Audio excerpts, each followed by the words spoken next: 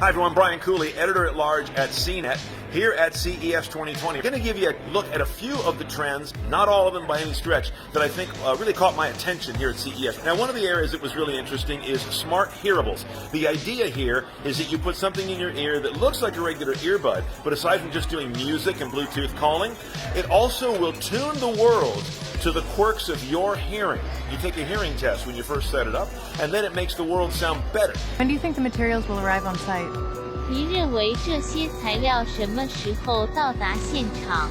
现在好像最早是5月底。 It seems that the earliest is the end of May. There's another one on the market we saw called the Ambassador from a company called Waverly Labs that is going to do real-time language translation. You put one on over your ear, you give the other one to the person you're trying to talk to who speaks a different language, it goes over their ear, and the device, through an app, through the cloud of course, translates both of you back and forth almost in real time. It's a little bit of lag, but it's about the same as if you had a human translator with you, but of course this is a lot more convenient.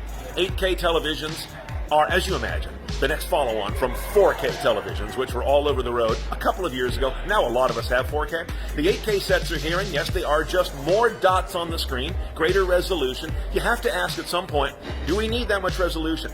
Again, it applies primarily to bigger screens. We are buying bigger and bigger TVs. I don't know that 8K is going to be eye-popping to anyone on less than a 65 or 70-inch TV. We'll see when we get more of these in for review at our CNET labs in New York. A lot of robots at CES every year, but this one got my attention. It's called Jenny by a company called Tombot. Now look at this. It's a dog, a robotic dog. At some point you'll see the skeleton of it, the mechanical skeleton.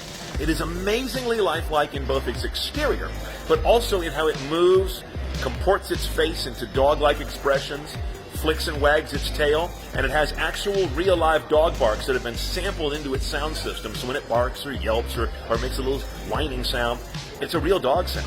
This is not intended as a toy. This is intended for animal-assisted therapy. Initially, for folks who have dementia. They respond to animals in ways that they may never do with human therapists or support people. I think it could also maybe apply down the road for dealing with vets who are handling PTSD. There's already a lot of animal-assisted therapy for them, but it's hard to scale live trained assisted therapy dogs sometimes.